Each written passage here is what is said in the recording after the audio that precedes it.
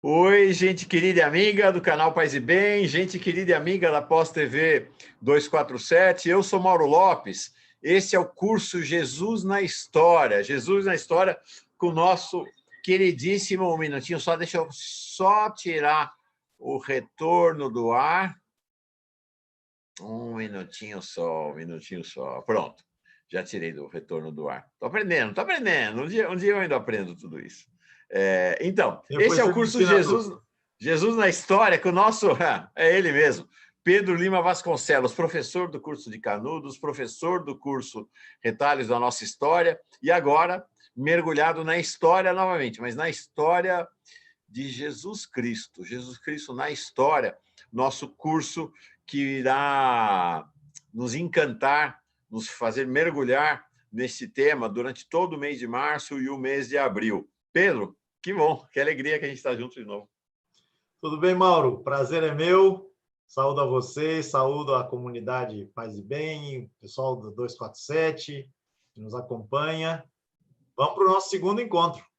Nosso segundo encontro, aula 2 do curso Jesus na História, Jesus Cristo na História, Origens. Vamos falar hoje das origens de Jesus Cristo. Antes, um esclarecimento. Esta aula está indo ao ar nesta segunda-feira, dia 9 de março, às 17 horas, no canal Paz e Bem. Irá ao ar nesta terça-feira, dia 10 de março, em horário ainda a ser estabelecido e divulgado no 247, mas não está sendo transmitido ao vivo. Nós estamos gravando um pouco antes, porque Pedro está viajando, né, partiu de viagem, está em São Paulo, e aí com uma agenda muito intensa e extensa em São Paulo, então resolvemos aproveitar e fazer a gravação, para não correr o risco, tá? Correr o risco de falhar, a gente está fazendo a gravação enquanto ele ainda está em Maceió. Mas é isso, é a segunda aula do curso Jesus Cristo na História, Origens. Então, não vai ter diálogo com a comunidade diretamente, mas na segunda-feira tem diálogo pelo chat, terça-feira também tem diálogo pelo chat, tanto no Paz e Bem quanto na Pós TV 247. Pedro, Origens, é contigo. Muito bem, vamos lá, Mauro. Comunidade, em torno desse tema fascinante, né, que é a história de Jesus. Para a gente pensar, do ponto de vista histórico, a trajetória de alguém, obviamente não podemos isolá-la, não podemos colocá-la fora do que foi o seu tempo e do que foram as circunstâncias em que essa trajetória aconteceu. Então, pensar as origens de Jesus não é, inicialmente, olhar para a pessoa em questão, mas olhar o seu mundo, olhar o seu tempo, olhar as suas circunstâncias, olhar a conjuntura em que esse personagem surgiu e fez a sua história, uma história que depois vai fazer história ao longo do tempo. Então, nesse encontro, nessa nossa aula que versa sobre as origens, eu gostaria de pensar de maneira panorâmica, porque o nosso tempo não permite ir em todos os detalhes, ir a todos os detalhes. Eu gostaria de pensar alguns tópicos. Basicamente, eu selecionei aqui 4 pontos. Vamos ver se damos conta desses pontos. O primeiro deles é justamente uma caracterização geral do mundo em que Jesus surgiu e viveu. E, de maneira bem esquemática, Mauro, eu diria o seguinte: o mundo em que Jesus viveu era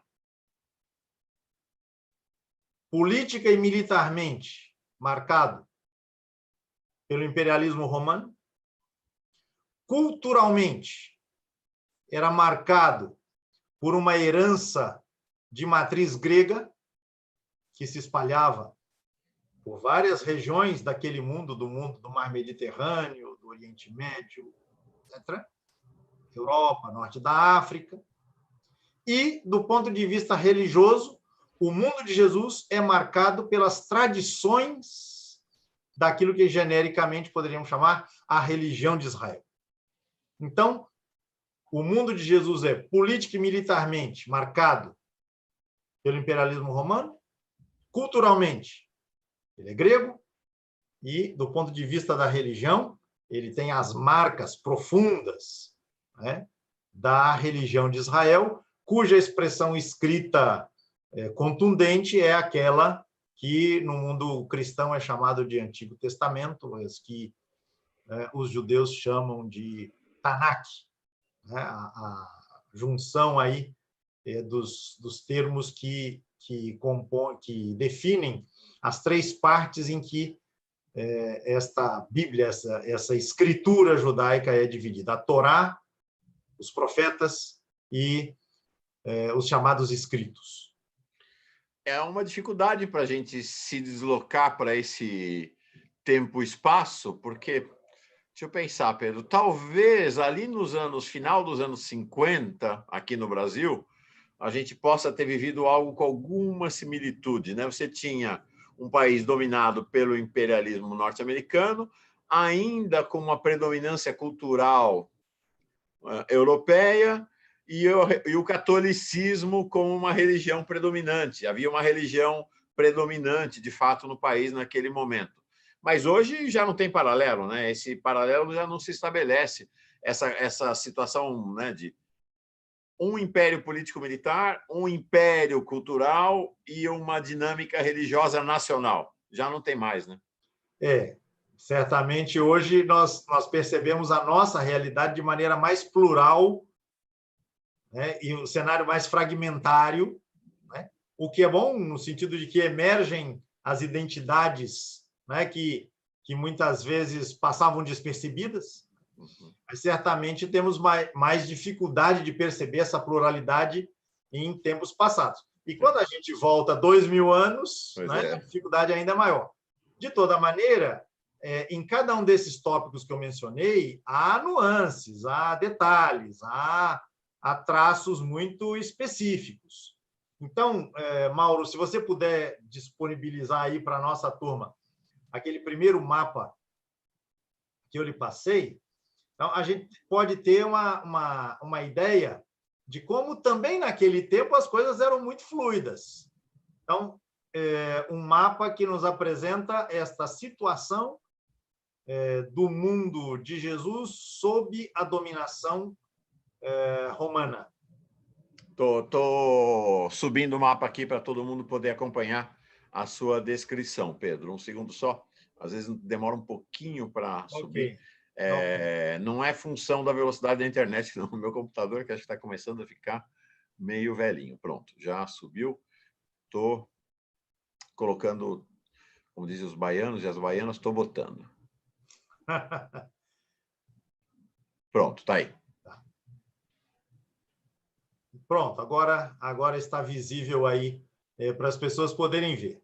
Veja, Mauro, se a gente nota, presta atenção ao mapa, à parte colorida do mapa, então, a gente vê algumas regiões com uma coloração mais na direção do roxo, o lilás, uma parte mais amarelada, ou com um amarelo mais acentuado, e outro, um amarelo muito tênue. Isso, por exemplo, aí, ou do lado direito, exatamente. Ora, por que ali a Britânia também, né? Você apontou lá no alto. Isso. Exato.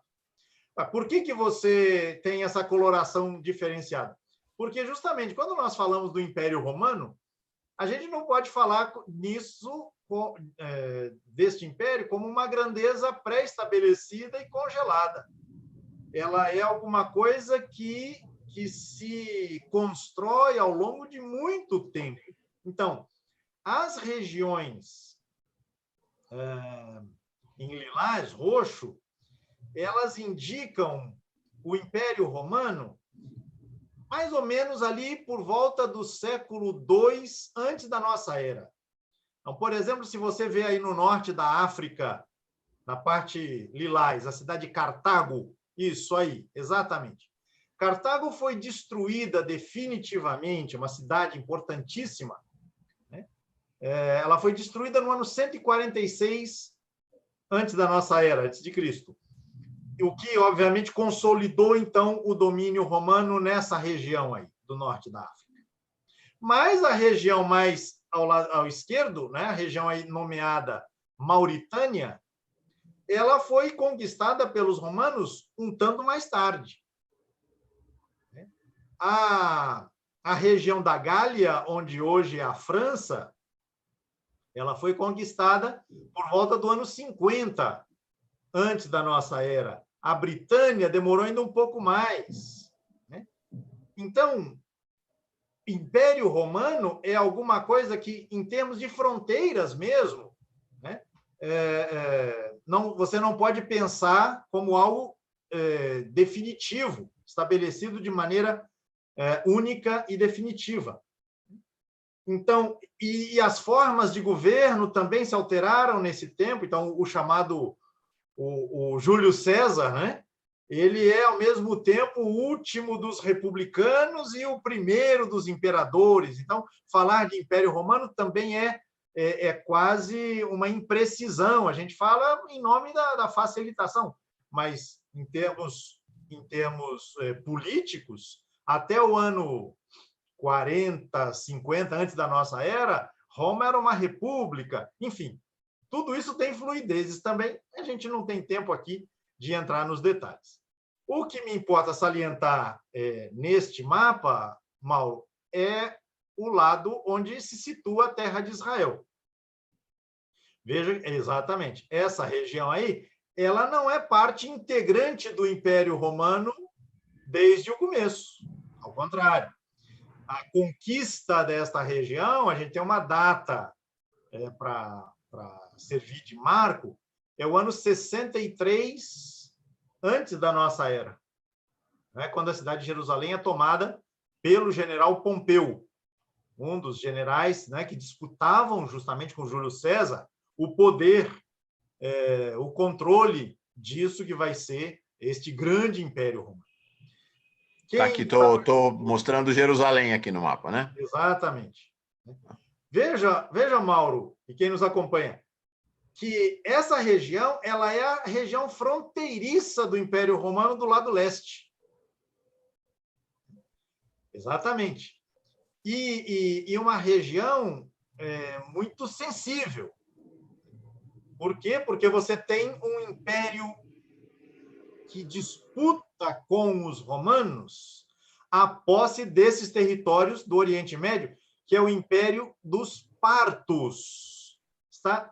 Há uma referência aí à Pártia, Mauro, no canto direito do mapa. Exatamente. Então, você tem aí os partos, os descendentes dos antigos persas. Eles estão disputando com os romanos o controle dessas regiões. Então, a terra de Israel, ela é uma terra em que o domínio romano, de um lado, é muito frágil, ele é muito suscetível a reações, a protestos, a embates, a esforços por independência, por autonomia. E Jesus vive esse mundo. Essas tensões, elas vão estourar de maneira mais contundente 35 anos após a morte de Jesus, mais ou menos, na chamada Guerra Judaica. Uma guerra que começou por volta do ano 66, ela produz uma brutal repressão por parte dos romanos, repressão essa que leva à destruição de Jerusalém no ano 70, a destruição de Jerusalém, o incêndio da cidade, né? A destruição do Templo de Jerusalém, que era um elemento fundamental, né, na organização da instituição religiosa de Israel. Né? Os combates ainda se prolongam mais 3 anos. Há um episódio famoso, que é o episódio de Massada, né, que representa o ponto final, né, desta guerra e o término da repressão romana, mas 60 anos depois vai acontecer outra. Então, essa terra é muito marcada pela resistência contra o domínio romano e a brutal repressão romana que acontece, né, no esforço de controlar agitações, movimentos, né, reivindicações de toda a ordem, né, que surgem nesse ambiente. Então, se você me permite, Pedro, só duas observações, se não atrapalhar. Uma é, por favor, é pensar que o ambiente cultural, pensar no ambiente cultural também como ambiente histórico-cultural dessa terra, é um povo que viveu antes do Império Romano outras histórias de tensionamento, ocupação, pertencimento a outras potências, né? Se a gente pensar antes dos romanos, ó, aqui, ó, o Egito dominou essa terra.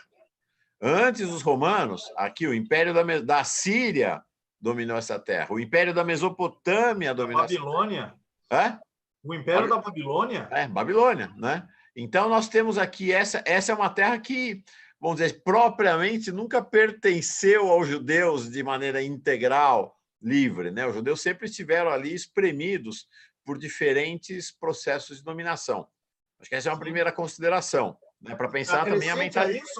Acrescente a isso, Mauro, a dominação persa, isso. a dominação dos gregos. A Exatamente. dominação começada com Alexandre. É isso aí. O Alexandre, chamado Alexandre Magno, né? Então, uma região permanentemente em disputa, né?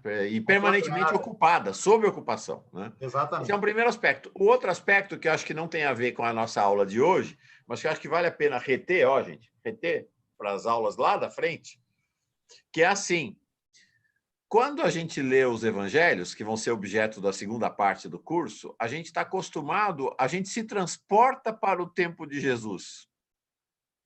Mas os evangelhos foram escritos neste tempo que Pedro está falando, da invasão, da destruição de Jerusalém, da ocupação. Então, temos que olhar para esses textos, contextos, nos seus contextos particulares, que já não é mais o contexto do tempo propriamente de Jesus, mas o contexto dessa destruição de Israel, né, Pedro? Acho que é bem interessante. Exatamente. Você colocou um ponto fundamental.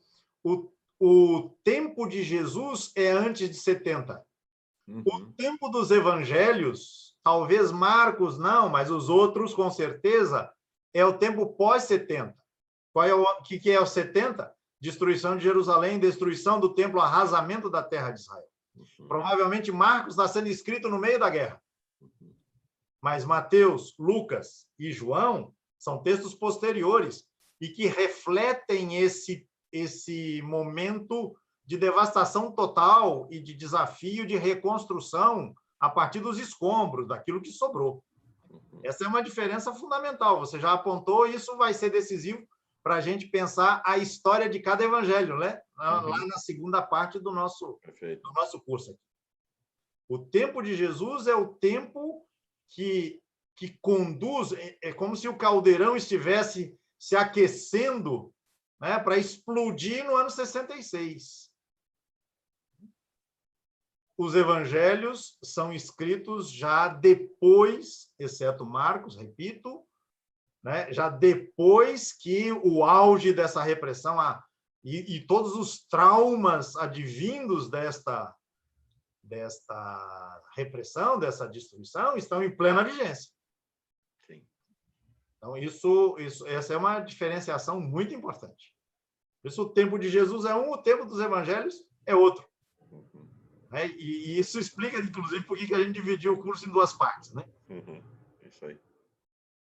Bem, Mauro. Mantenha o mapa na tela, o que é que posso... Por favor. Então, politicamente, é isso. Assim, falando de maneira muito geral, haveria muitos detalhes para a gente considerar, mas talvez a gente possa passar para o mapa seguinte. Ok. Olhar um pouquinho agora a situação específica da terra de Israel. Enquanto isso, eu vou comentando eu vou abrindo aqui os outros dois tópicos. Eu dizia, culturalmente, Israel está muito marcada por referências do mundo grego. Isso é importante considerar, embora a gente não tenha muito tempo aqui de detalhar, mas deixe-me considerar uma outra coisinha. Por exemplo, todos os textos do Novo Testamento, os evangelhos que nos interessam em particular, foram escritos em grego. Não foram escritos na língua tradicional dos judeus, o hebraico ou o aramaico. Jesus provavelmente falava grego, porque nas cidades, nos ambientes urbanos, a língua comum era o grego. Nos lugares mais recolhidos, nos lugares mais afastados, na zona rural, aí sim você tem as línguas tradicionais que permanecem. Mas nas cidades, a palavra circulava em grego. Pessoas indo para lá e para cá, o grego se tornou a língua comum. Em Roma, não se falava latim, se falava grego. Paulo escreveu a carta aos romanos em grego. Então, essa é uma coisa também importante e que coloca, inclusive, um desafio para a interpretação. Você conhece bem, Mauro, aquele autor, o André Chouraqui, né, que traduziu vários livros da Bíblia, não sei se todos os livros, mas ele busca recuperar o pano de fundo semita, ou seja, hebraico, aramaico, dos textos do Novo Testamento que foram escritos em grego. Exatamente. Não só conheço, como gosto muito dele. Bom, deu para ver, né? Estava bem facinho ali. A coleção tem uma parte do que ele escreveu está aqui. Pois é. Me parece que nem tudo que ele escreveu foi traduzido ao português. Exato. Escreveu muito mais. Né? Mas ele mostra como, entre o que Jesus pode ter falado em aramaico ou pensado em aramaico e o que está escrito em grego, isso comporta diferenças, né? em detalhes não pouco importantes. Por exemplo, você sabe muito bem disso, né? A palavra bem-aventurado que está nos vários evangelhos na boca de Jesus, muito provavelmente é a tradução grega de um termo hebraico que designa coragem, vamos em frente, avante, a luta continua. A ideia é essa, não é só uma declaração de um estado de espírito que as pessoas devem cultivar, por isso, por aquilo. Então, essa referência à cultura grega que lida, que maneja com as culturas tradicionais, é também um elemento importante para a gente entender Jesus, para a gente entender os evangelhos, para a gente entender disputas que Paulo terá, né? Mas Paulo já é outro tema, mas quando a gente fala de um domínio da cultura grega, de novo, a gente não está falando de uma coisa uniforme, de maneira alguma. É um domínio importante, mas você tem embates, você tem interações, você tem conflitos, você tem choques, você tem intercâmbios. Há todos os movimentos possíveis aí, né? E do ponto de vista religioso, podemos ir para o outro mapa? Pronto, está aqui, estava te esperando. Esperando sua ordem. Do ponto de vista religioso, o mundo de Jesus é marcado pelas tradições que compõem a religião de Israel. Então, vamos pensar aqui, Mauro, e quem nos acompanha. A terra de Israel é uma região, também essas fronteiras são convenções, porque isso mudou, a nomenclatura indicando as regiões também mudou nesse tempo, enfim. Então, grosso modo, se costuma falar da terra de Israel como aquela que se situa, olhando no mapa, do lado esquerdo do Rio Jordão. Então, Galileia ao norte, Samaria no centro e Judeia no sul. Perdão, Rio Jordão é esse aqui, ó. Estão vendo, Exatamente. gente? Estou subindo exatamente pelo Rio Jordão. Esse aqui é o Rio Jordão. E você falou, referência, Judeia no sul, né? Aqui. Isso, Samaria no centro e Galileia no norte. Galileia no norte, tá? Então é isso aqui. Pensando que, na verdade, o Jordão nasce no alto, né? Isso, desculpa, perto de Cesareia, e ele vai descendo até desembocar no Mar Morto. Começa aqui o Jordão e vai. Tão fundamental na história de Israel e na história do Novo Testamento também, né? Exatamente. Aqui. Agora, você veja que o próprio mapa já nos coloca aí regiões na outra margem do Jordão, a região aí da Decápole, região que hoje a gente chama de Transjordânia, e alguns textos dos evangelhos também mencionam, né, esse nome.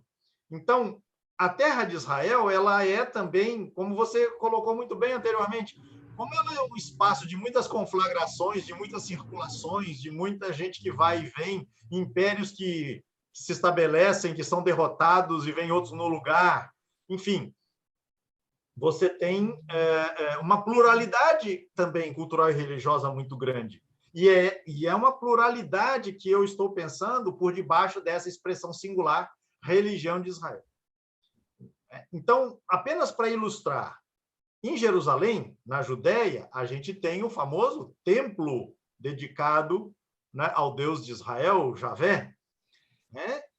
Mas na Samaria existe também, no Monte Garizim, existia um templo dedicado a Javé, né? E havia uma disputa, inclusive, entre samaritanos e judeus sobre qual a montanha que efetivamente abrigava o verdadeiro lugar da moradia de Javé. Há uma passagem do Evangelho segundo João, um encontro entre Jesus e uma mulher samaritana, em que eles discutem exatamente isso, né? Nossos pais, diz ela, nossos pais adoraram na montanha aqui do Garizim, vocês, judeus, dizem que é em Jerusalém que se deve adorar. Então, você tem já aí uma disputa. Ora, a Galileia está ao norte da Samaria, onde se encontra a cidadezinha de Nazaré, da qual a gente falou no encontro da semana passada. Ora, a Galileia não tem nenhum templo, né? E aí, bem, se coloca, bem, e nas peregrinações previstas para o santuário central, em que o povo todo deve congregar-se, por exemplo, por ocasião da festa da Páscoa, como é que as coisas acontecem? Aí a gente tem que olhar para a história, e a gente vai ver que a Galileia tinha sido, digamos assim, colonizada recentemente, nos tempos de Jesus, obviamente, pelos judeus, ou seja, pelos habitantes da Judéia, pelo poder judeu. O que significava dizer que se um galileu, Mauro, fosse a Jerusalém para celebrar a Páscoa, ele estava proibido de passar pelo território samaritano. Aqui. Exato. Então, ele precisava, lá na Galileia, atravessar o Jordão e descer pela Decápole, para só na altura de Jericó, exatamente aí onde você... exatamente aí. Ele atravessar o Jordão novamente e se dirigir a Jerusalém. Então, você tem também as complexidades próprias do mundo religioso de Israel. Veja que eu não chamei de judeu, justamente por isso. Porque samaritanos também são filhos de Israel, vamos dizer assim. Mas eles não são judeus.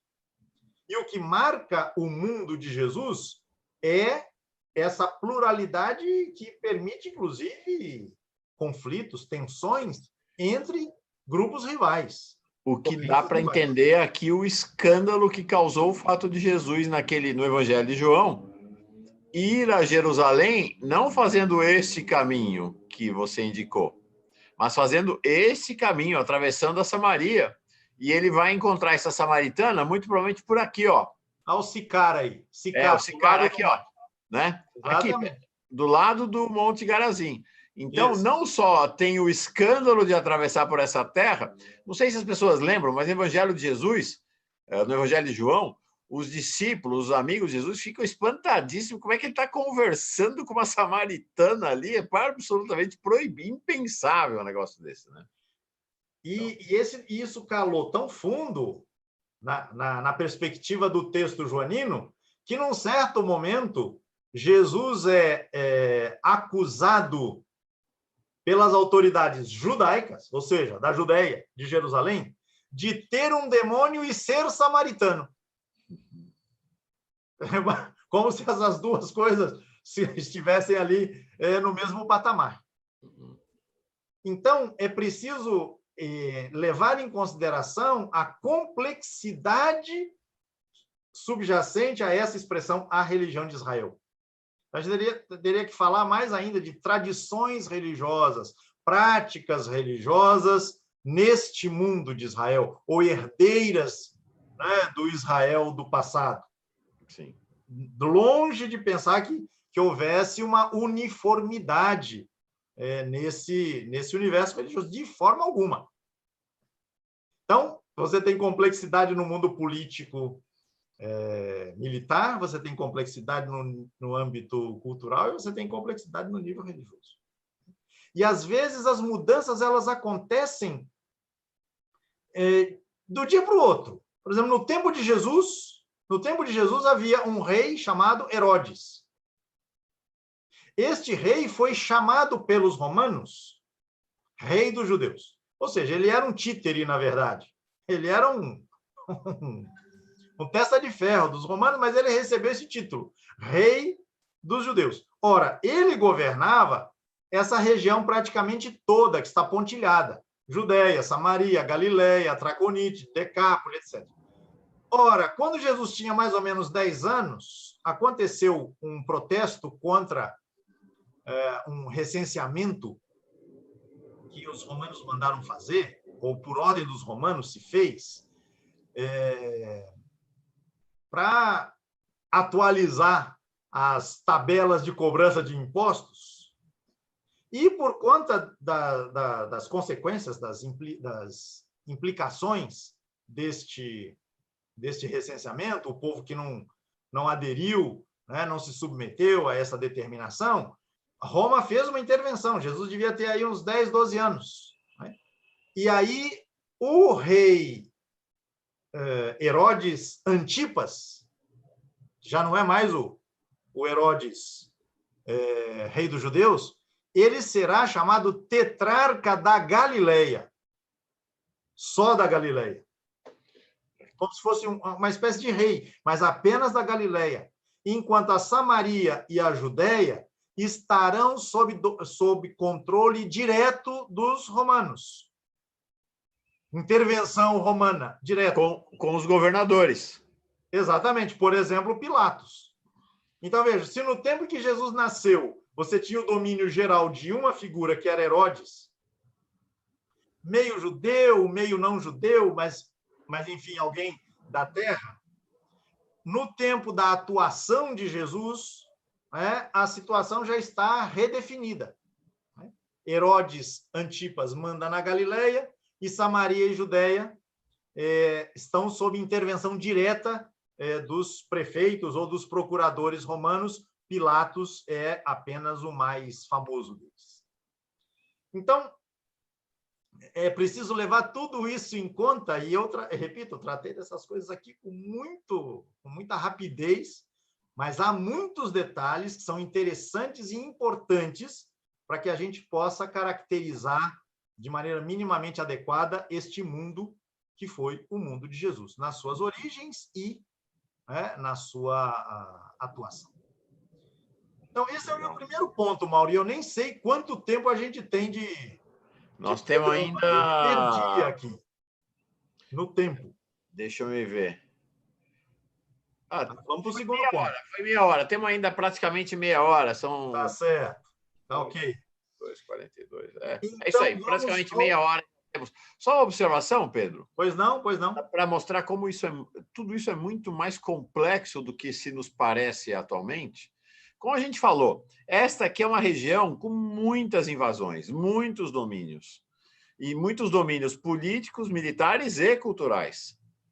Então, aqui, nessa região, a gente tem como que camadas e camadas e camadas religiosas e culturais, umas sobre as outras, interpenetrando-se umas sobre as outras. Então, a Samaria é um contexto, a Galileia é outro, a Judéia é outra. Então, é assim, é uma colcha, é mais do que uma colcha de retalhos, né? São, de fato, camadas superpostas e comunicantes umas com as outras. Então, a gente fala da religião de Israel, mas debaixo dessa denominação religião de Israel, na verdade, tem múltiplos processos religiosos que aconteciam ali naquela época. É um né? guarda-chuva, essa expressão é um guarda-chuva. É um guarda-chuva, é verdade. Abriga muita coisa aí embaixo. É isso aí. Né? Então, estamos falando de uma... A gente tende a simplificar. Bom, se a gente tende a simplificar o Brasil, imagina lá. Exatamente. Para você ver como as coisas são simplificações que podem ter consequências. Por exemplo, falar em Palestina para caracterizar essa região pode fazer sentido para nós que somos sensíveis, solidárias à causa palestina. Mas Palestina não era o nome. Esse nome não existia. Esse nome foi dado a essa terra, veja só, foi dado a essa terra por mais um gesto de vingança dos romanos contra Israel, na destruição do século II. Eles pegaram o nome do inimigo tradicional de Israel na Bíblia, que eram os filisteus, a Filisteia, né? Tá no sul ali, né? Você já tirou o mapa, mas não, pera aí, ali no sul. Bota ele de novo aqui. Eles pegaram o nome Filisteia, cuja referência está ali, por exemplo, quando você vê ali a cidade de Asquelon e a cidade de Gaza. Isso, aqui. Aqui são os filisteus. Essa é a região dos filisteus, lá no tempo de Davi, de Golias, enfim, o pessoal deve conhecer essas histórias. E eles pegaram essa palavra Filisteia e, a partir do ano 135 depois de Jesus, portanto, 100 anos após a morte de Jesus, fizeram uma corruptela desse nome e tiraram o nome Israel e colocaram Palestina.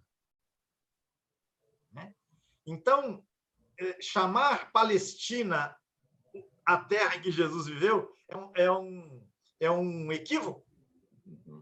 Né? Embora faça sentido do ponto de vista da solidariedade política inegável que temos com o povo palestino, não é? Mas as nuances são importantes de serem destacadas para que justamente não faça confusões. Vamos para o segundo ponto. Uau, tá bom demais. Segundo ponto. Eu chamei aqui de esperanças populares. A terra de Israel, nesse tempo, Mauro, comunidade, então, é uma terra que respira muitas dominações, muitas invasões, muitas ocupações, muitos intercâmbios. É bom pensar também um detalhe, né? Você tem filhos e filhas de Israel na terra, mas você tem uma diáspora,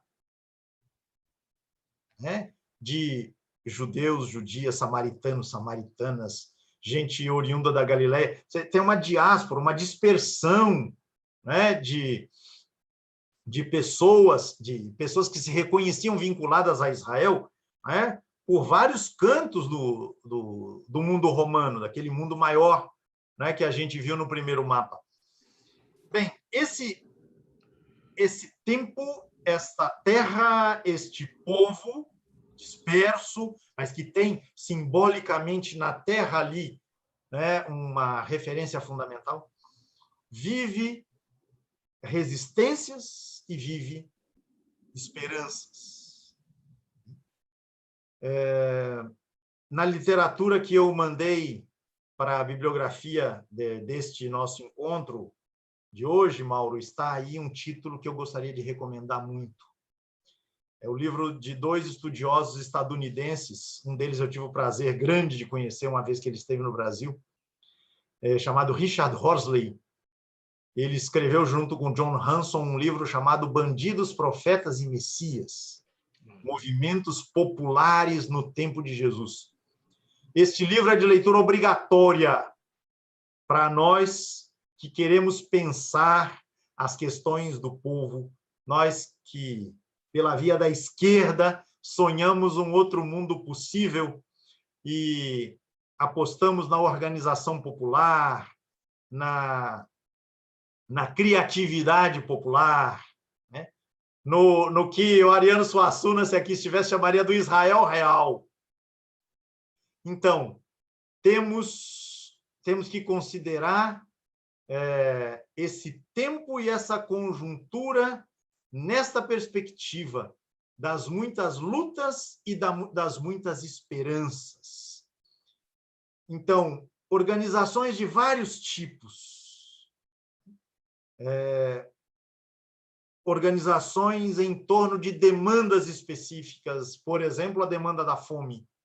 Então, situações de organizações para saquear armazéns, para saquear, para se apossar de víveres resultantes das extorsões através dos impostos cobrados pelas autoridades, né? E muitas dessas imposições eram feitas, eram recolhidas da população pela via da própria espécie, né? Então, impostos pagos em espécie. E então você tem organizações populares que, em vistas do enfrentamento da fome, né, ocupam, né, saqueiam armazéns, depósitos, particularmente depósitos vinculados, né, aos poderes estabelecidos, né, que acumulam sobre a miséria da população.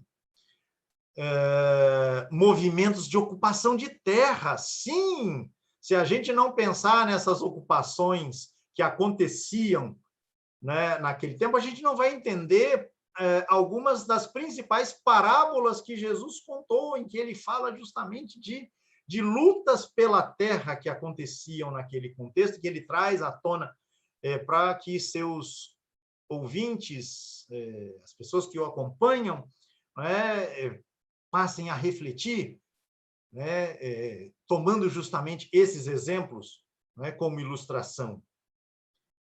Nós temos movimentos ligados a figuras que Horsley e Hanson qualificam como figuras proféticas. Figuras proféticas. Então, líderes que, em nome de referências associadas a algum profeta do passado, a algum líder do passado, particularmente Moisés ou Josué, né, apostam na possibilidade de recuperar situações ideais descritas nos textos das Escrituras.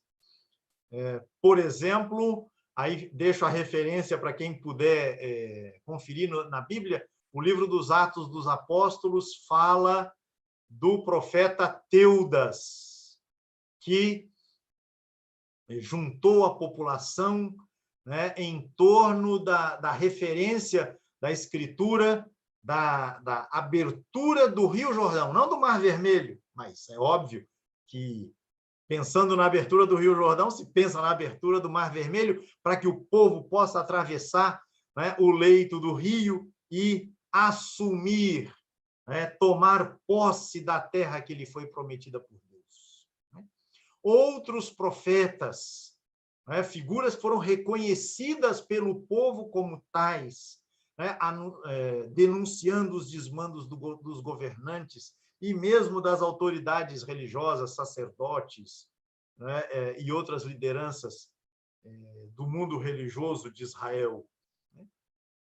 Outras figuras, como, por exemplo, a de Judas o Galileu, que liderou justamente o protesto ao qual eu já fiz referência, contra os novos impostos, né, que, com autorização de Roma, o governo local, o governo regional, pretendia impor sobre a população.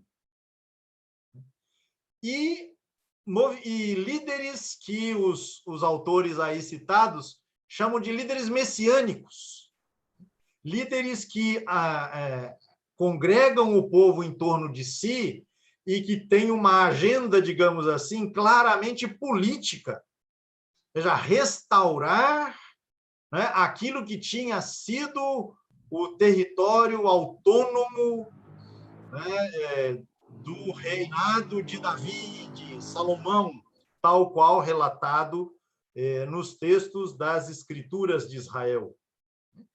Então, foram muitos movimentos, foram muitos. E Jesus circula por um ambiente marcado por essas movimentações, e várias delas, praticamente todas, sofreram a brutal repressão romana, porque um profeta que junta o povo para atravessar o Rio Jordão e tomar posse da terra que Deus prometeu a este mesmo povo, essa conversa não soava bem. Um outro profeta lá na Samaria que anuncia que vai mostrar no alto do Monte Garizim uns vasos que Moisés deixou lá escondidos. Pilatos não gostou dessa história, mandou a polícia em cima do profeta e da gente que o seguia. Líderes messiânicos que se atrevem a contestar de maneira cabal, de maneira direta, o poderio romano e os seus representantes locais. Ora, Jesus é crucificado e no alto da sua cabeça está colocada lá, segundo os evangelhos, o motivo da sua condenação. O motivo é messiânico. Jesus, o rei dos judeus. Esse rei dos judeus era o título exatamente que os romanos tinham conferido a Herodes, como a gente falou agora há pouco. Então, é preciso pensar também que no mundo das sensibilidades populares também havia muita efervescência. Havia sonhos, expectativas de cunho apocalíptico, vamos chamar assim, de uma intervenção divina para restaurar a ordem das coisas, com ou sem a participação humana nesta empreitada. Tudo isso estava acontecendo. Então, havia os líderes fariseus, havia grupos e lideranças essênias, havia os saduceus mais ligados à aristocracia sacerdotal. Então, esse mundo... Os terroristas dos zelotes, né? Os zelotas, me parece, eles vão aparecer mais no contexto da guerra judaica a qual nós fizemos referência. Parece que no tempo de Jesus ainda não havia esses zelotas, mas havia, por exemplo, Mauro, os sicários. Os sicários eram grupos que a direita e a extrema-direita não teriam dúvida nenhuma em caracterizar como terrorista. Ora, há quem sugira que o sobrenome de Judas Iscariote, seria uma alusão aos sicários.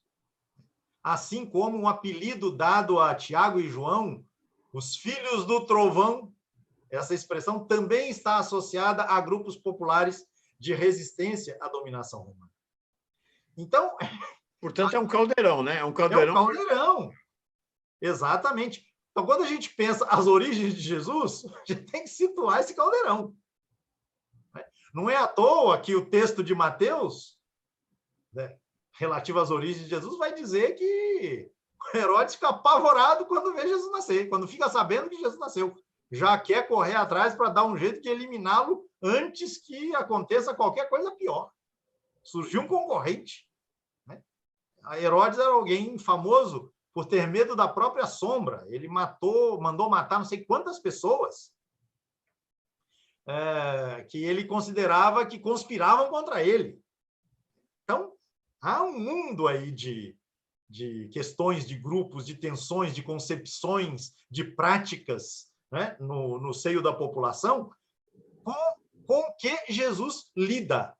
No meio disso, Jesus surge e, com isso, Jesus lida como um sujeito que não só recebe o impacto, mas interage, interfere e cria, a partir deste mundo que está assim tão complexamente delineado.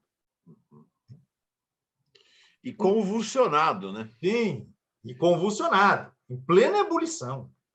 seja, Roma está ampliando o seu domínio na direção do leste, como a gente falava. 30 e poucos anos depois vai estourar. 30 e poucos anos depois da morte de Jesus, vai estourar uma guerra brutal, né, em que foram mortos milhares de filhos e filhas de Israel. O historiador Flávio Josefo, a quem a gente deve grande parte dessas informações todas, né, ele falava de crucificação de 500 pessoas por dia depois da tomada de Jerusalém. E depois houve quem tivesse a ideia de não crucificar mais, até porque estava faltando madeira para fazer cruz. O Josefo diz isso. Tiveram a ideia de vender essas pessoas como escravas. E com esse dinheiro, Mauro, se construiu o Coliseu de Roma. O dinheiro da venda, imagine quantos não foram os milhares, né, de filhos e filhas de Israel, né, entregues à escravidão. Né? Então, é um mundo, é um caldeirão mesmo, né, efervescente, conturbado, e não é à toa que, segundo Mateus, Jesus nasce como alguém que conspira contra o rei dos judeus e morre no alto da cruz. Este é o rei dos judeus. Nesse ambiente a gente precisa pensar, né, a trajetória de Jesus. Esse seria meu segundo ponto. Okay. Vamos ao terceiro? Vamos embora. Você tem quantos pontos ainda? 2. Vamos embora. Vamos lá, né? Vamos embora. Nossa, ó, eu não sei, porque eu ao vivo estou só eu com você aqui. Mas por mim a gente vai, vamos em frente. Não tem horário, não. Vamos embora. Tá certo. O terceiro ponto que eu quero salientar aqui nessa oportunidade, Mauro, tem a ver com a questão de ordem literária. Quando a gente fala das origens de Jesus, nós somos remetidos basicamente a um conjunto pequeno de textos. Por mais que na nossa cabeça, no nosso imaginário, haja tanta coisa, né? Natal, o presépio, a estrela, os anjos, e não sei mais o quê. Na verdade, o que a gente tem sobre as origens de Jesus, do ponto de vista dos textos escritos que estão no Novo Testamento, é muito pouco. O que a gente tem? O texto de Marcos, que é o evangelho, provavelmente o mais antigo dos 4 que estão no Novo Testamento, ele simplesmente ignora as origens de Jesus. Ele já apresenta Jesus saindo de casa, saindo de Nazaré, por volta dos seus 30 anos. Os 30 anos, quem nos fala dessa idade é Lucas, não é Marcos. Mas, enfim, Jesus já adulto. Ou seja, sobre as origens de Jesus, a gente tem apenas a referência a Nazaré, porque Marcos fala que numa certa oportunidade, Jesus vai a Nazaré, né, e encontra lá seus conterrâneos, etc.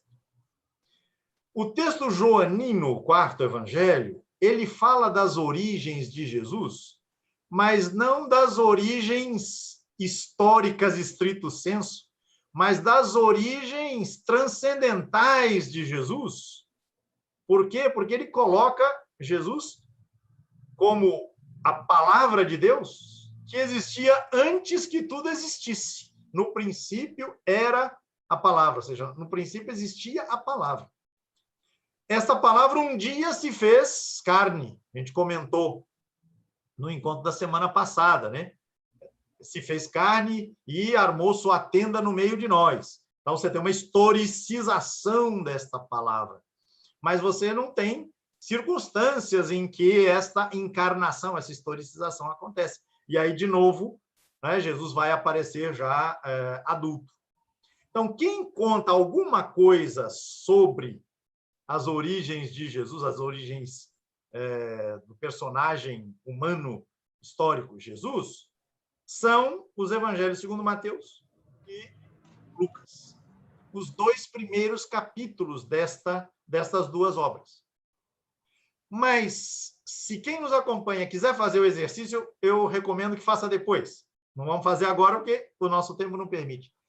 Uma simples olhada nesses 2 textos, esses 2 capítulos de um lado, 2 capítulos do outro, vai mostrar para nós uma série de discrepâncias. Por exemplo, talvez a mais evidente. De acordo com Mateus, Jesus nasce na cidadezinha de Belém. Belém está lá na Judéia. Se você quiser colocar o mapa de novo, talvez seja útil para as pessoas verem. Uhum. Eu vou falando aqui e o mapa sobe e o pessoal vai poder visualizar. Jesus nasce em Belém, ao sul de Jerusalém.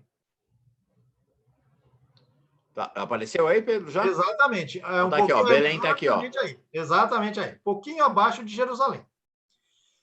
E se diz que os magos chegaram para visitar Jesus e entraram na casa. O que faz supor, para alguém que nunca leu nada sobre o assunto, nunca ouviu falar de Natal, nunca viu uma representação do Natal, que José e Maria teriam uma casa em Belém. E Jesus teria nascido ali. E lá os magos o encontraram. Logo depois disso, o texto vai dizer que, por conta da perseguição que Herodes então monta, porque os magos não entregam onde é que estava o rei dos judeus que tinha nascido, a família de Jesus se vê forçada a fugir para o Egito. Aqui, ó, por aqui, né? Por baixo. Exatamente. Desce aí pela faixa de Gaza e avança mais um pouco e chega até o Egito.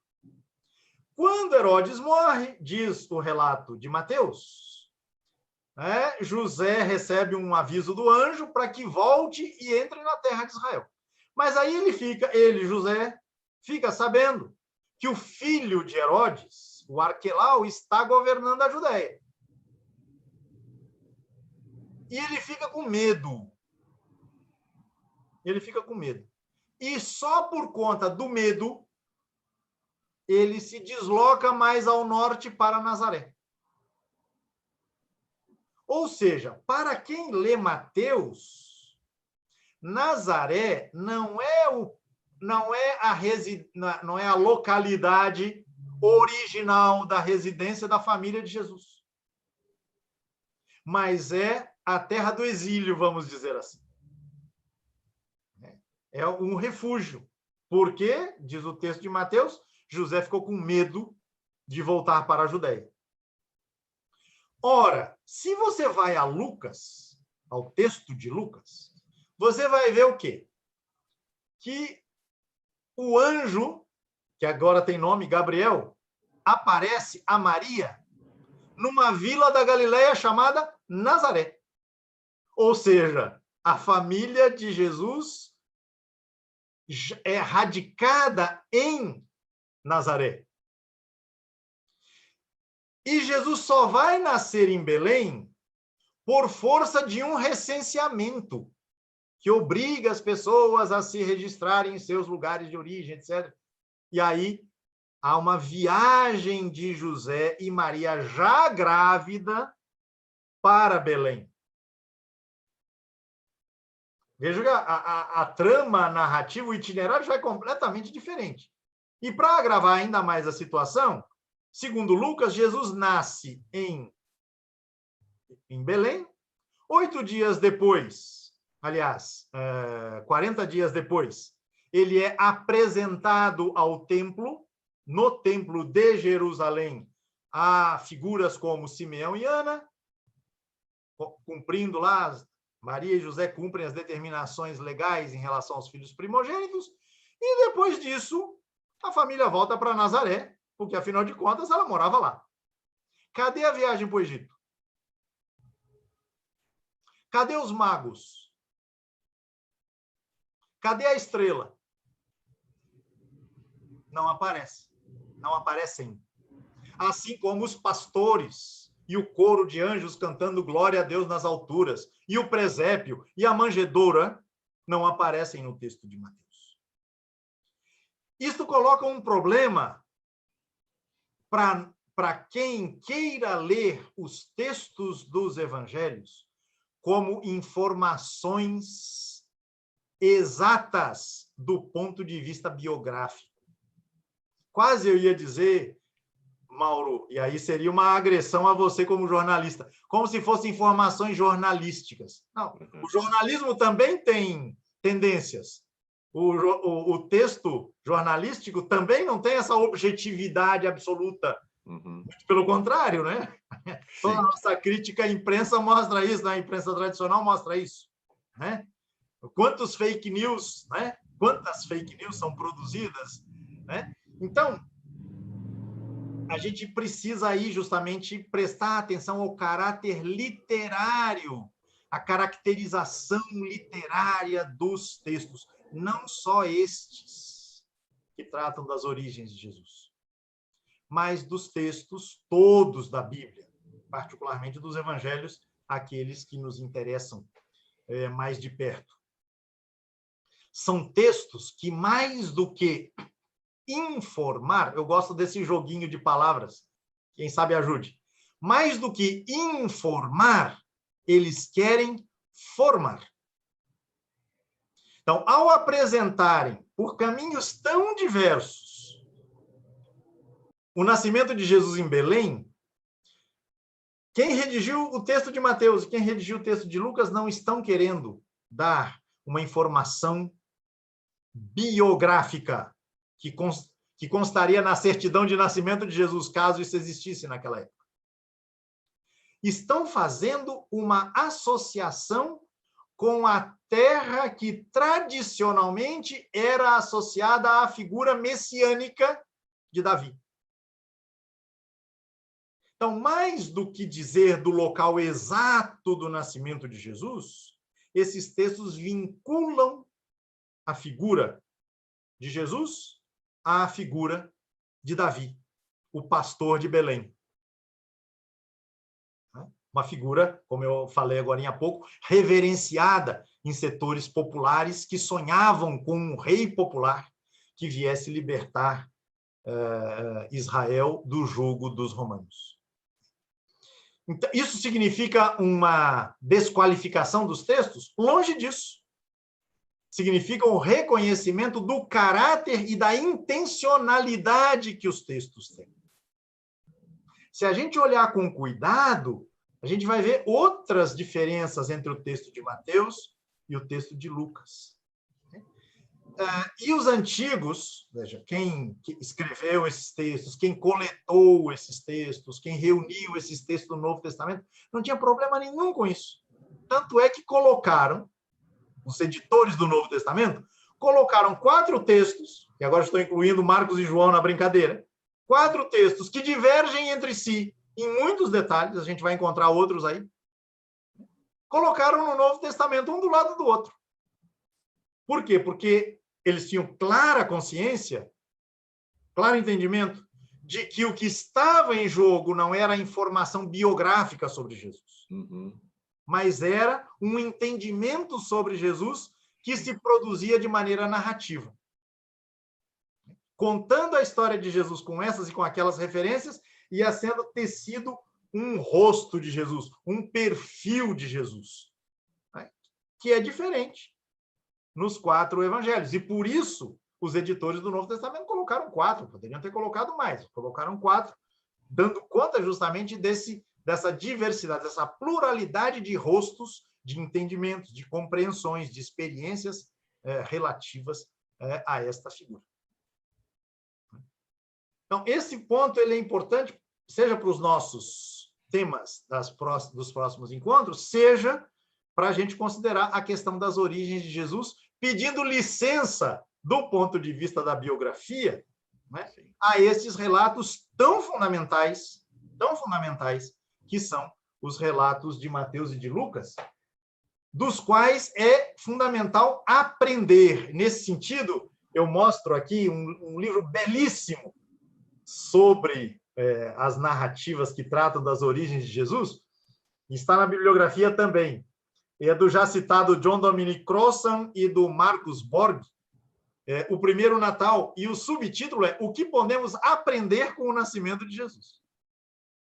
Em termos biográficos, a gente não aprende nada, a gente apenas se informa, né? O aprender aqui tem muito mais a ver com, né, a transmissão da mensagem associada à pessoa de Jesus para grupos que estão dispostos a se comprometer com ele, com sua causa, segui-lo, etc, etc, etc. Essa é uma questão, né, Pedro, que há uma disputa que está muito além da esfera racional em relação a essa temática da biografia de Jesus, mas vamos combinar? Qualquer biografia escrita sobre pessoas ainda vivas, elas atendem, em parte, a história ocorrida na vida dessas pessoas, e mais atendem, em boa parte, ao interesse daquele que escreve, aos objetivos daquele que escreve. Então, essa é uma questão que está presente, isso não é uma questão que está lá em Jesus. Qualquer biografia, assim, qualquer biografia, vai ver a biografia do Getúlio Vargas, vai ver a biografia do Napoleão, vai ver a biografia... E qualquer relato jornalístico. É isso aí. Qualquer relato jornalístico. Quando eu vejo, né, uma notícia contada, né, sobre a palhaçada literal, né, que aconteceu esses dias, né, na entrevista lá sobre o Pibinho. Uhum. A depender de quem conte, você vai ter uma narrativa, você vai ter outra. Né? Você vai ter uma e outra. E é preciso sensibilidade para fazer a leitura. Senso crítico para fazer a leitura. Né? No caso de Mateus, para mim, a narrativa das origens de Jesus em Mateus ela é particularmente impactante. Uhum. Né? Mateus acentua elementos fundamentais, né, de Jesus, associando a história de Israel. Então, por exemplo, as circunstâncias em que a sua mãe ficou grávida.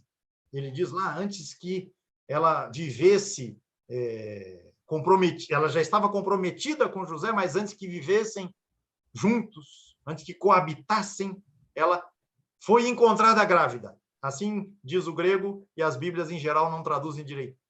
Ora, essa situação é uma situação vexatória para Maria, não é? De um escândalo público. Uhum. Ora, Mateus acentua isso e na genealogia de Jesus que ele apresenta no início do Evangelho, ele apresenta 4 mulheres que também, por caminhos diferentes, passaram por situações vexatórias quanto à sua moralidade, ao questionamento da sua moralidade, da sua dignidade. No capítulo 2, a figura de Jesus é associada com a de Moisés. Uhum. Jesus foge para o Egito. Moisés foge com sua gente do Egito.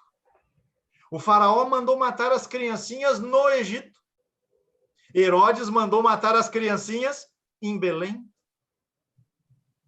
Então, o texto de Mateus constrói a narrativa de Jesus, tendo como pano de fundo literário a história de Moisés.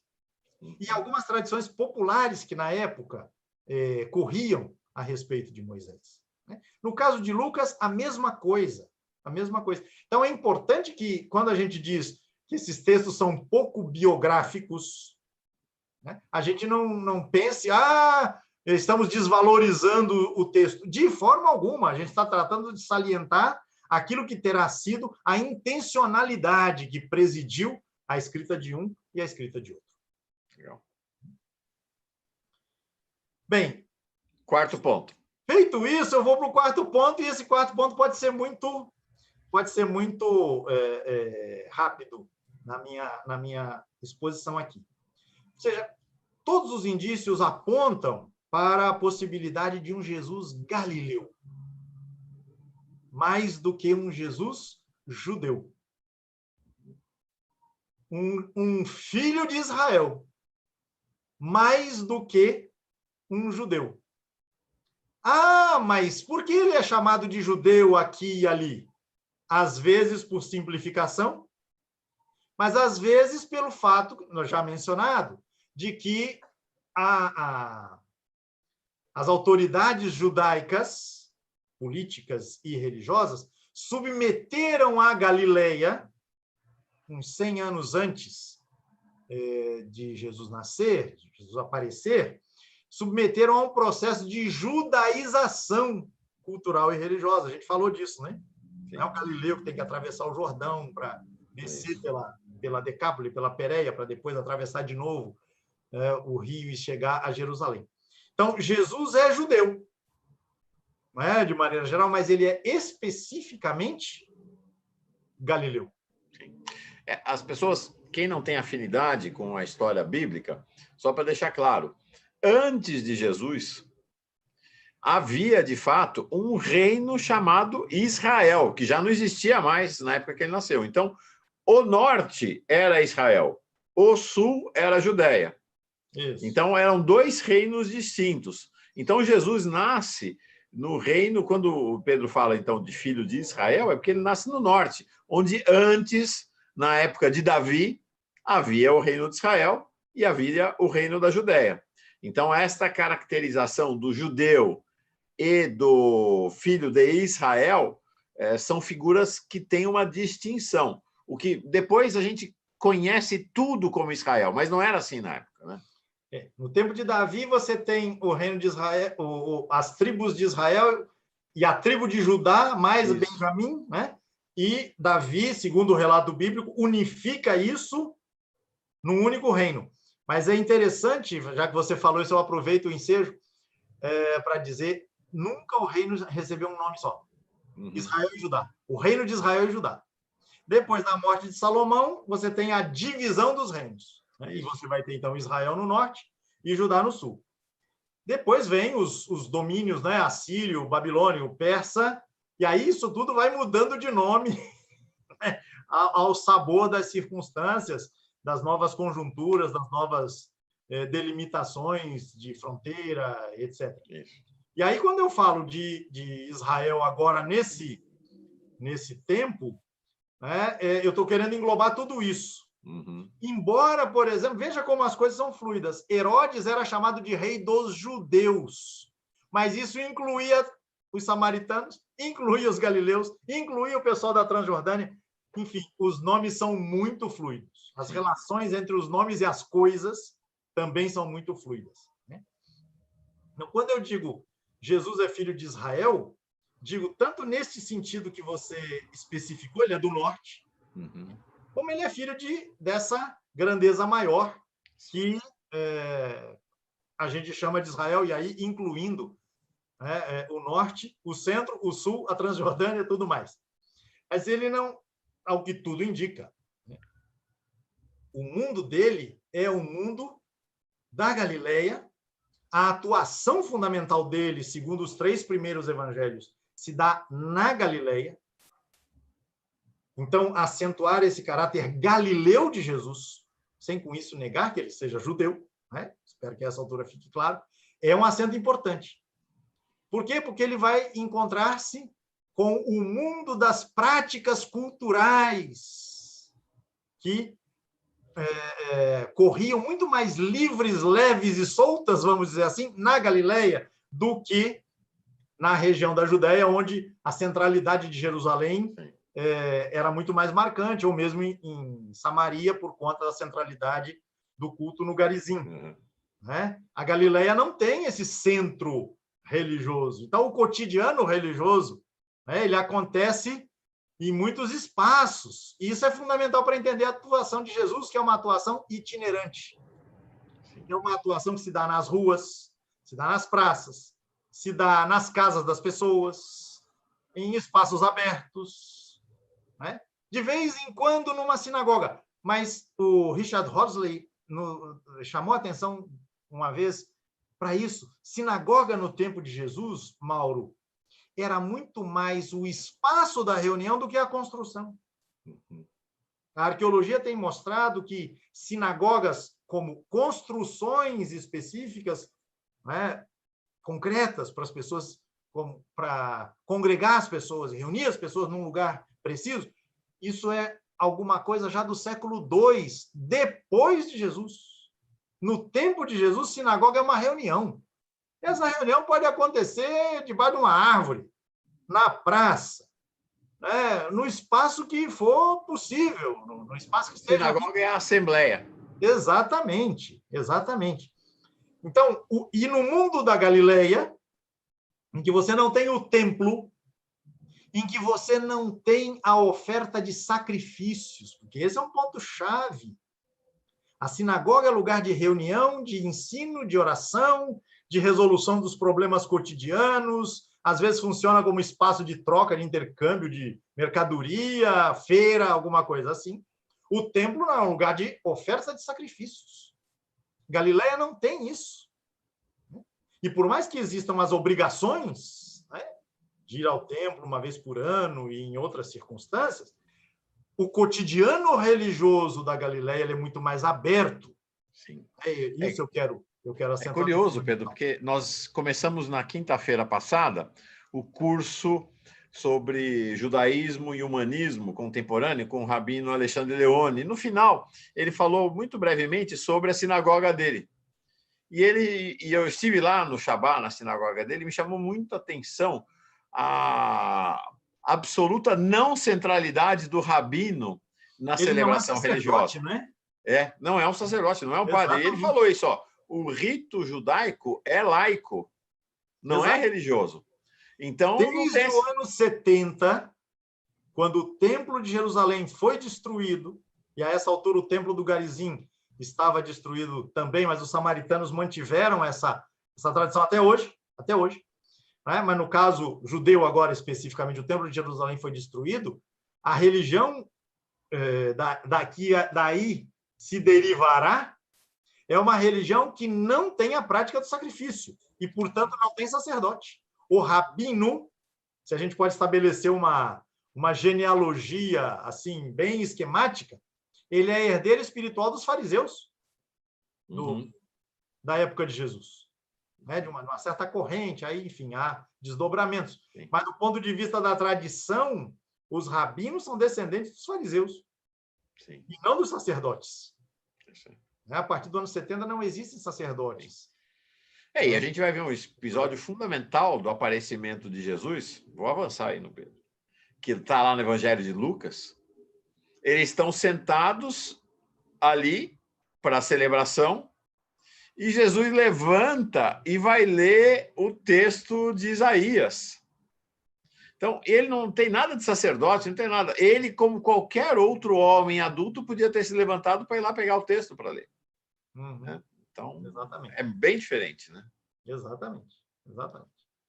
E me veio aqui uma comparação mutatis mutandis, mas muito mutatis mutandis, muito. Mas assim, se a gente pensar Jesus no Brasil, Jesus ia nascer no Nordeste. Jesus ia nascer nessa coisa popular, solta, céu aberto, que caracteriza muito fortemente o Nordeste brasileiro, né? É interessante. A Galileia é a terra das gentes, né? O próprio nome Galileia tem esse significado. Legal. Está muito perto da fronteira ali com a Fenícia, com a Síria.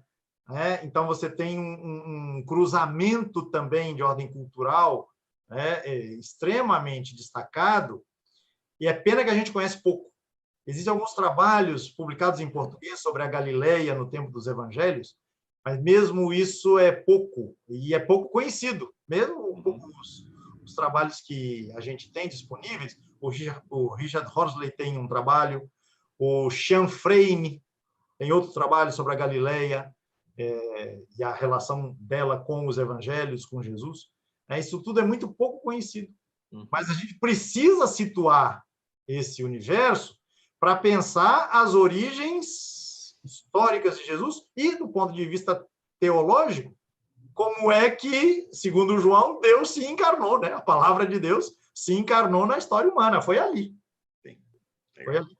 Naquela família, né, em que Deus se fez carne, e na oficina de José, em que Deus se fez classe. Na palavra de Dom Pedro Casaldáliga. Gente, estamos embarcados nas origens de Jesus? Acho que sim, né? Acho que é isso, né, Pedro? É isso. Eu ainda ia falar uma coisinha sobre a família. Né? Opa, fala. Eu já fiz uma menção importante, que é o fato de que, justamente, o nascimento de Jesus, de uma forma ou de outra, aparece no texto de Mateus, então, de uma forma, e no texto de Lucas, de outra forma, em circunstâncias muito peculiares. Maria não vivia conjugalmente com José. E isso foi um problema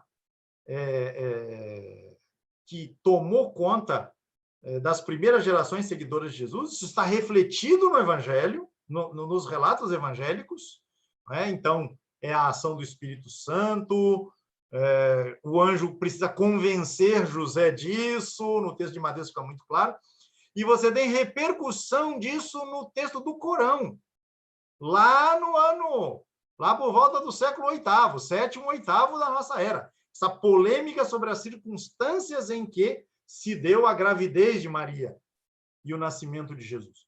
Isso será objeto de polêmicas extremadas. Né? Filósofos romanos, como Celso, no século II, escritos polêmicos contra grupos cristãos, né, vindos de um lado, vindos de outro, vão atacar muito fortemente esse elemento, né? E as primeiras gerações cristãs vão ter que dar conta disso. E toda a reflexão teológica e toda a piedade mariana que vai caracterizar a história do cristianismo, e mais recentemente do cristianismo católico, né? Não tanto no mundo evangélico, tem o seu nascedouro nessa polêmica, né? Que muitas vezes as pessoas resolvem de maneira muito rápida, a sempre Virgem Maria, e aí se passa por cima do que foi, sim, um tema que marcou, né, as gerações que enfim, levaram a mensagem cristã adiante durante séculos. Essa é uma observação que eu queria fazer. E a outra observação diz respeito ainda a lances da família de Jesus, ao fato de que os evangelhos falam dos tais irmãos de Jesus. E também, por conta de uma certa tendência a resolver o problema muito rapidamente, né? Então, algumas tradições resolveram a questão para preservar Maria, e aí uma preservação de quê, né? Mas, enfim, toda uma tendência a descaracterizar ou a desqualificar, né, a sexualidade, a vida sexual, né, como se isso fosse um mal, como se isso fosse um elemento de decadência, né?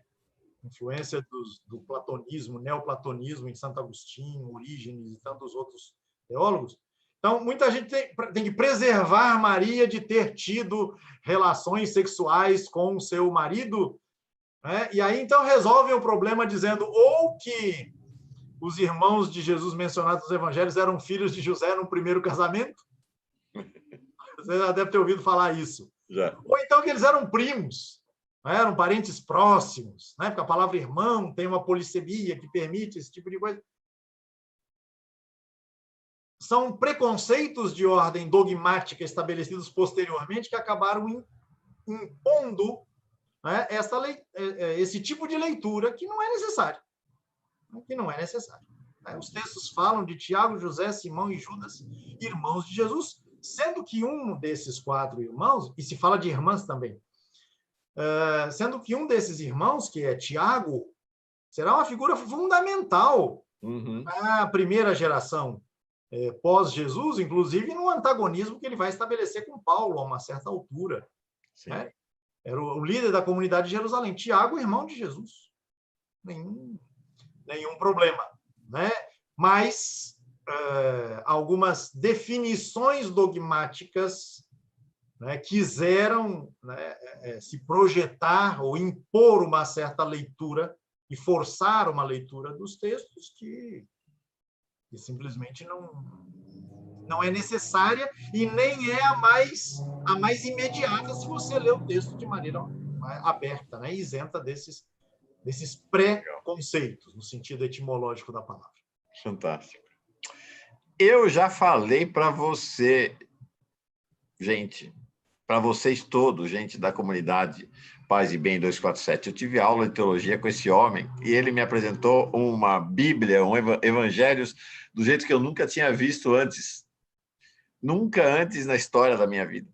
Eu tinha visto, ouvido e lido tal como Pedro me apresentou na Faculdade de Teologia. Eu tenho certeza que ninguém sairá deste curso com a mesma visão que tinha da Bíblia, dos textos dos evangelhos, da história de Jesus, com a qual entrou. Ninguém. Todo mundo vai ser desinstalado ao longo dessas 9 aulas com Pedro Lima Vasconcelos. Obrigado. Vai ser bom. Já está sendo fantástica essas 2 primeiras aulas, realmente fantásticas. Mas a primeira aula foi uma aula de apresentação do plano e voltada para a Mangueira. Agora a gente mergulhou, de fato, no universo do Jesus histórico, né? Olhando, examinando os textos bíblicos em detalhes, né? A partir de agora. E, bom, não só os textos bíblicos, né? Mas toda a história, toda a teorização, toda a construção de estudos que se fez ao redor dos textos bíblicos. Então, próximo encontro, próxima aula, nós vamos falar da vida, é isso? Ação. Da ação de Jesus. Palavras, isso. Gestos, milagres, a ação concreta de Jesus será a terceira aula do nosso curso com Pedro Lima Vasconcelos. É isso aí, né, Pedro? É isso, Mal. Obrigado a você, obrigado a quem nos acompanhou. E uma boa semana, né? Para todo mundo. É isso aí. E até a semana que vem. Valeu, gente. Paz e bem. Paz e bem. Paz e bem. E, ó, lê os textos que o Pedro indicou. Vale a pena. É isso aí. Paz e bem, gente. Muito bom mesmo. Estou feliz. Um abraço. Tchau.